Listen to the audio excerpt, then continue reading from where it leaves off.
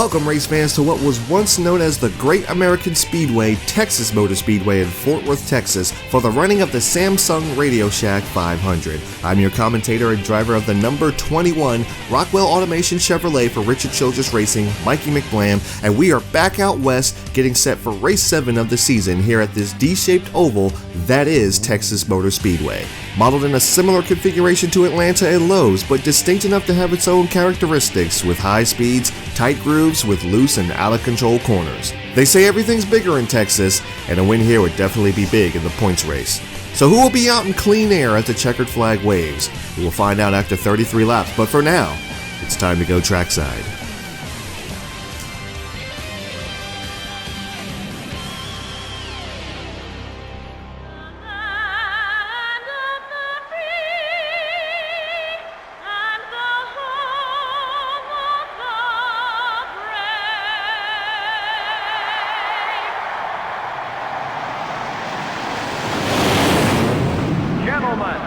Start your engines.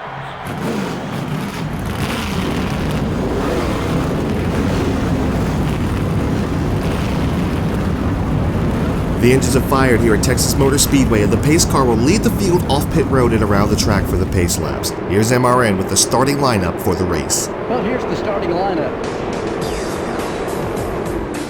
Starting out front are the 21 car and the Haviland Ford. Starting in row 2 will be the Kodak Chevrolet and the Mark Martin Ford. Jeff Gordon, this season's point leader, will be starting from the 5th place. The 4th row has the Kellogg Chevrolet and the GM Goodrich Service Plus Chevrolet. Starting the race from row 5 will be the America Online Chevrolet and the 26 car. In row 6, we have the Target Dodge and the 48 car. Starting from row 7 will be the Dodge Dealers UAW Dodge and the 161 car. In the 8th row are the 16 car and the UPS Ford. In the 9th row, we have the Dale Jr. Chevrolet and the 46 car. In the 10th row are the 40 car and the Alltel Ford. Starting the race from row 11 are the 63 car and the Napa Auto Parts Chevrolet. The 12th row has the Caterpillar Dodge and the Tide Ford. Starting the race from row 13 will be the Square D Chevrolet and the Singular Wireless Chevrolet. In row 14, we have the Sprint Dodge and the Pennzoil Chevrolet. Starting from row 15 will be the Citgo Ford and the 123 car. In the 16th row are the 98 car and the Home Depot Pontiac. In the 17th row are the 97 car and the Valvoline Pontiac. In the 18th row are the 105 car and the 119 car. Starting the race from row 19 are the Interstate Batteries Pontiac and the DeWalt Power Tools Ford. The 20th row has the Dodge Dealers UAW Dodge and the M&M's Pontiac. Starting the race from row 21 will be the 143 car and the UAW Delphi Chevrolet. And finally, starting from the rear of the field will be the 27 car. Looking at you because it's time. Oh, yeah, baby. All right, boys, pace car off. DW, reach up there and pull those belts tight. One more time. Let's get her done, Texas style. Boogity, boogity, boogity. Let's go racing, partners.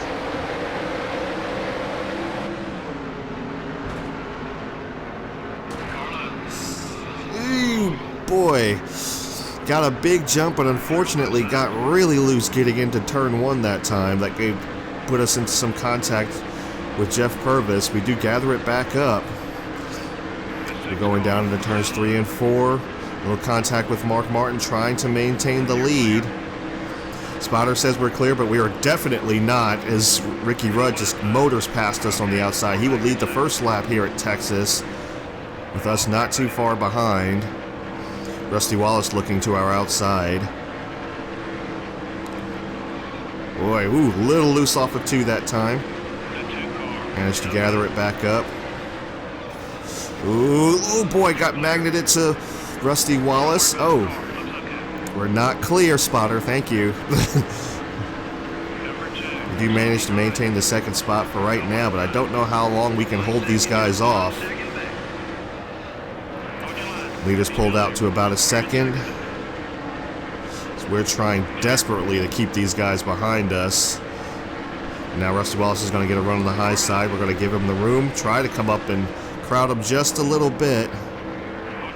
Ooh, big run in turns 3 and 4 that time. We got on the apron though. That's going to scrub off our speed. And there goes Rusty Wallace. We lose second and third. About to lose the 4th position to Jeff Purvis. And there's our old buddy back there, Jeff Gordon. But just for the sake of being fun, we're going to call him Jonathan Wolf for right now. Our on-track rival. There's a little rub to good old John, just for some good luck there. Boy, yeah, we lose 4th position to Jeff Purvis. He gets around us on the high side. Ooh, really loose into 1 that time. Here comes our teammate Kevin Harvick. We're going to try to give him some room on the high side. Don't want to race him too aggressively. Here comes Jonathan Wolf looking on the outside again. Give him just a little love tap. He's not getting around us, at least not this way anyway. Ooh, boy, really loose off of 4 that time. Slid right up in front of Jimmy Johnson. Luckily, he gave us some room. Go down into 1 and 2 once again. And the problem is, like I mentioned earlier, that this track has tight grooves. Ooh, there goes Dale Jarrett just flying by. Ooh, Jarrett put us up into... he wasn't clear. He put us up into Jimmy Johnson there. But I mentioned before that this track has some tight grooves. And part of that is just like, I really need the whole track to have maximum speed. Oh boy, ooh, contact with Jeff Purvis again. Drove it in just a little bit too deep that time. That was my fault. Not intentional this time. You can rest assured every time I hit Jonathan Wolf back there, it was intentional, but that was not intentional with Jeff Purvis that time. Sean's actually giving us a push down through turns 3 and 4. Oop, nope. Sorry, buddy.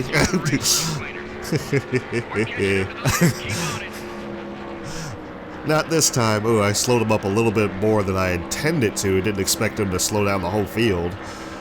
That's going to give us some clean air for a little bit. Maybe we can start to put down some of those qualifying laps. And like I said, like this is a tight groove racetrack, and I really need the whole track to really gain speed. Because if someone's to my outside, I can't get the full speed off the corner, and they can just get a big run.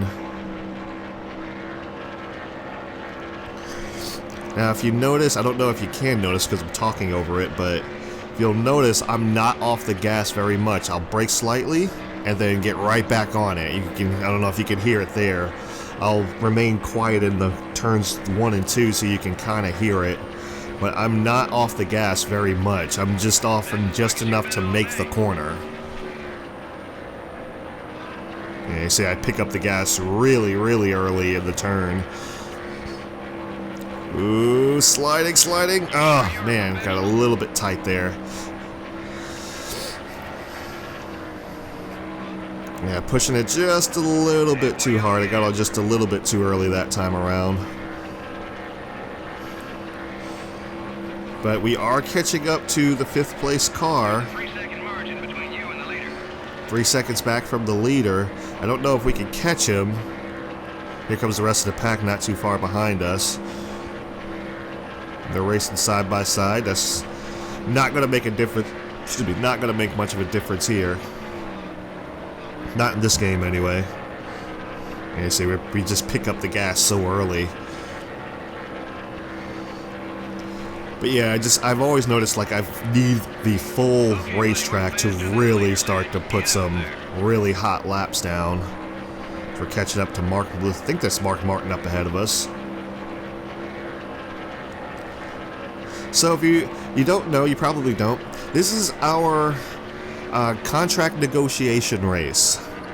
So our sponsorship with Rockwell Automation will be up after this race, and hopefully we've done well enough for them to offer us another contract. Now I know for a fact that if they offer us another contract, that it's not going to be as it's going to be the requirements are going to be significantly higher.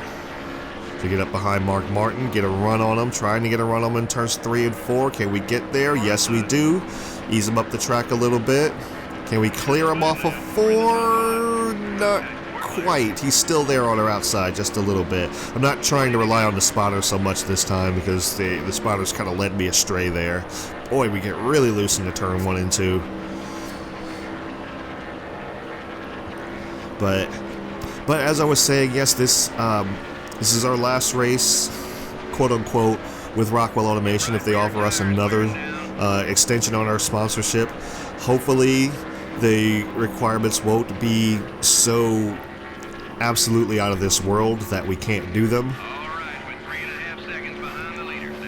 But hopefully it'll be, I'm hoping that it'll be, doable, and we can continue to race for Richard Childress Racing, because I would actually like to do that. I would like to finish out this season with Rockwell Automation, if I can. Now for next season, I don't know, but we're going to go ahead and come down pit road. Might as well just get it done out of the way early, get down 60 miles per hour. Repair damage does nothing, so we just might as well leave that on just in case we get into some incidents down pit road. Not a lot of people down pit road, so that's good.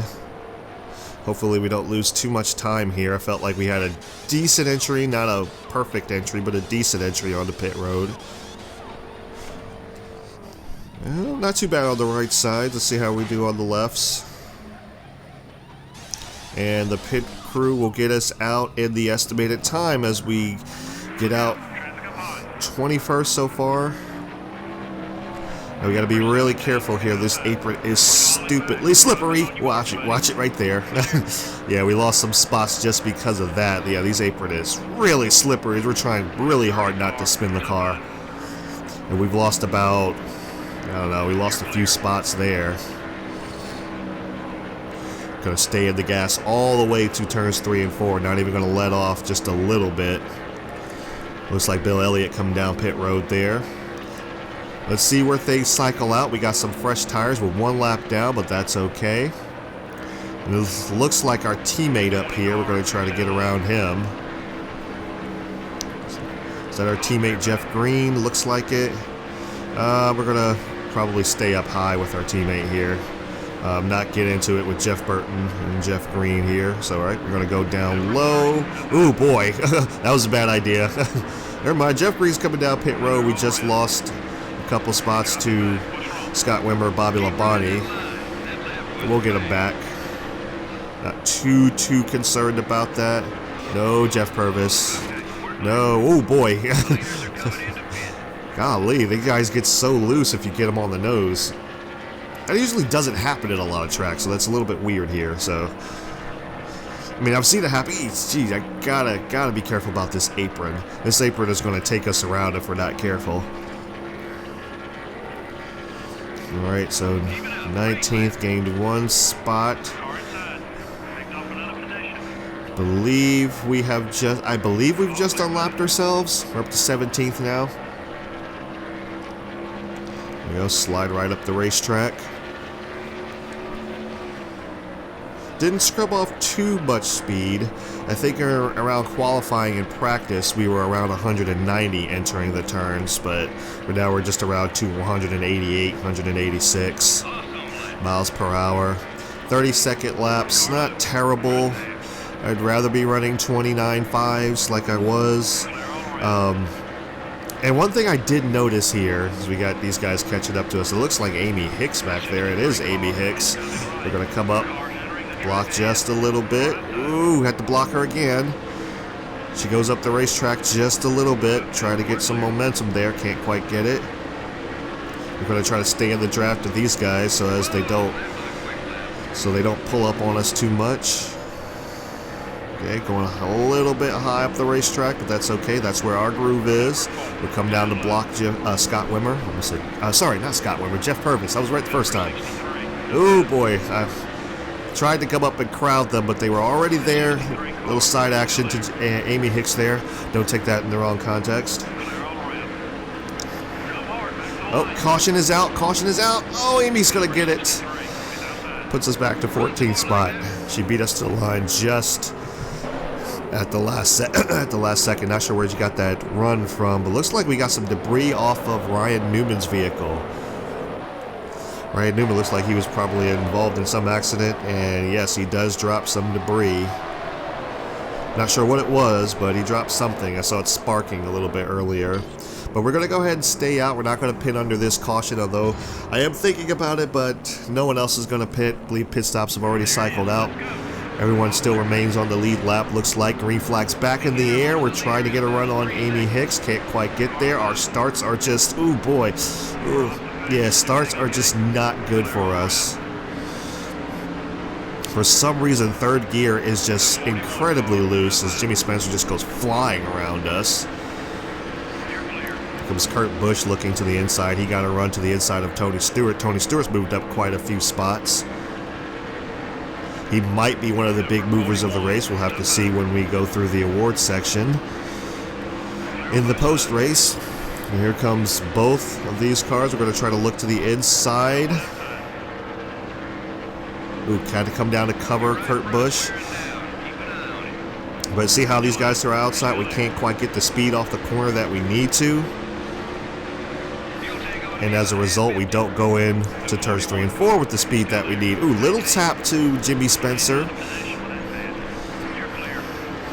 Funny, we got rivals back here, Jimmy Spencer and Kurt Busch. Let's see if I don't know if any excitement's going to result from that.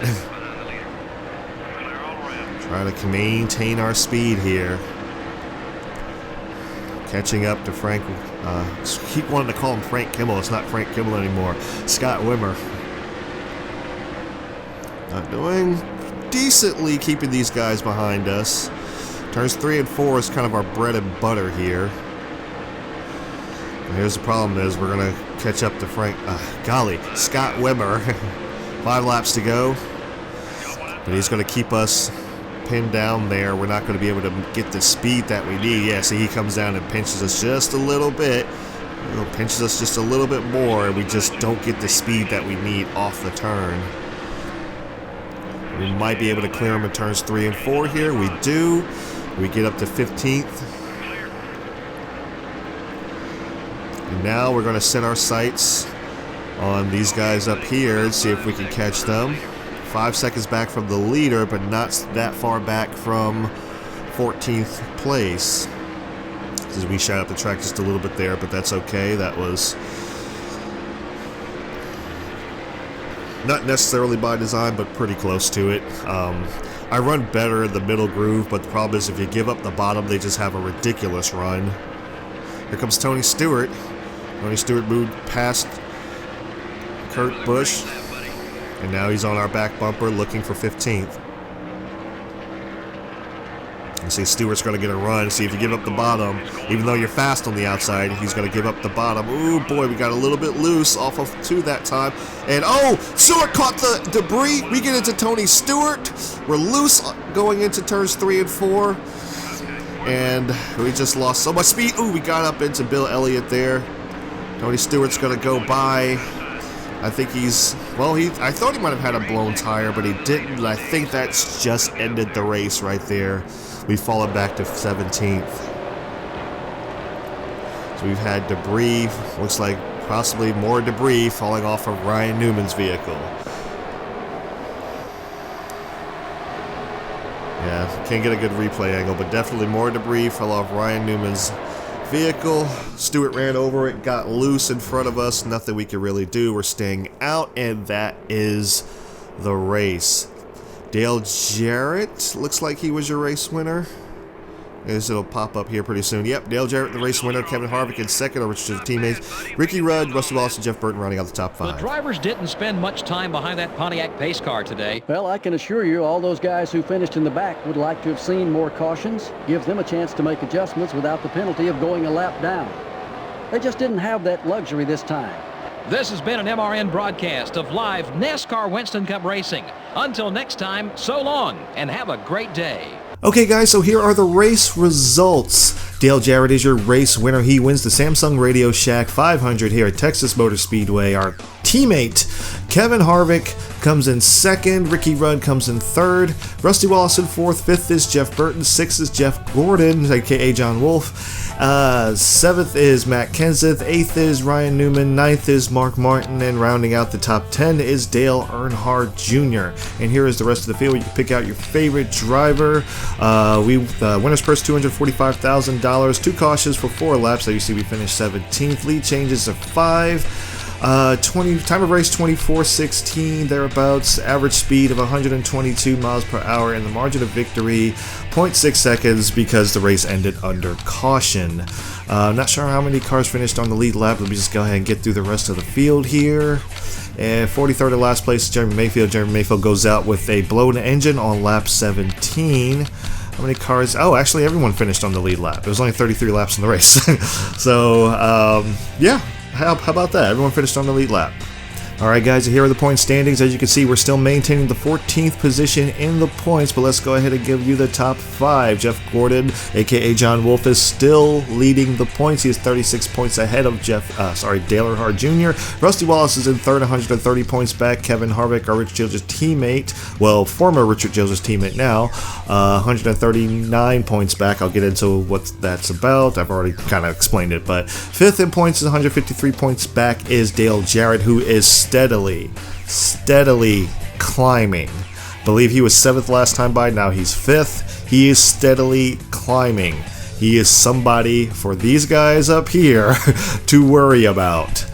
But let's see what else we have here. We got Marlin in 6th, 157 points back. Mark Martin in 7th, 168 points back. 189 points back. Ryan Newman in 8th. 9th is Matt Kenseth, 197 points back. Rounding out the top 10 is Ricky Rudd, 200 points back. Let's go ahead and go to the awards for the week. Weekly awards. Pole award goes to us. We won $5,000 for that. The front runner goes to Kevin Harvick, our former Richard Childress teammate, with $10,000 for him. All charged up. Moving up the most spots of the race, Matt Kenseth. Dale Jarrett with the fastest pace of the race. Rookie of the race goes to Todd Smith, and the move of the race, the most exciting pass, goes to Dale Earnhardt Jr. Let's go ahead and look at the Rookie of the Year, still being led by Chad Chaffin. Todd North and Todd Smith are second and third behind him. Donnie Wolf, brother to Jonathan Wolf, is 4th, and 5th is Alexander Smith. I think it's Alexander, not entirely sure. 3 poles on the season. Fortunately, we have only been able to capitalize on one of them, but I kind of knew with the gear ratio here at Texas that I wouldn't be able to go anywhere with it. Manufacturer champion still being led by Chevy, but not too far behind is Ford, 11 points back. And lap champion is still being led by Dale Earnhardt Jr., but Rusty Wallace is slowly catching up. Where did we fall back? We have fallen back to 6 with 16. Unfortunately, we could not lead any laps in this particular race. So, as you can see, our sponsorship is up, as I said it would be, and our next race is at Martinsville. And Martinsville has been one of those tracks where it's just like, it could be really good or really bad. Usually it's really bad, but there is a chance that we can move up a lot of spots, especially with the low downforce setup and everything like that. Texas is just not a strong track for us. I try my absolute best, but it's just not a strong track for us. I don't know what it is for me. It's just I can't keep the nose down. If I can't keep the nose down, I can't keep the nose at the bottom of the track when I get into traffic. When I'm by myself, I'm fine. You see, I put down some really fast laps and when I'm by myself. But when I'm in traffic, it's just a nightmare for handling. It's just like the air just pushes it everywhere. I'm not sure what I can really do about that. That just may be waiting on another upgrade. But yeah, it's going to be interesting to see who our next sponsor is, if we're going to actually stay in the 83, or we're going to continue if the Rockwell Automation is going to offer us an extension on the contract. We'll just have to see. You'll have to see. You'll have to wait until next week, guys, because that's when we go to Martinsville, and that's when everything will be revealed. Until then, guys, thank you guys so much for tuning in to McBlam Racing on McBlam Entertainment, where we try to bring a little bit of enjoyment to your day every day. If you enjoy these races, I do them every weekend following the NASCAR Monster Energy Cup Series. I said it right this time. And like I said, thank you guys for watching, and I will see you at Martinsville.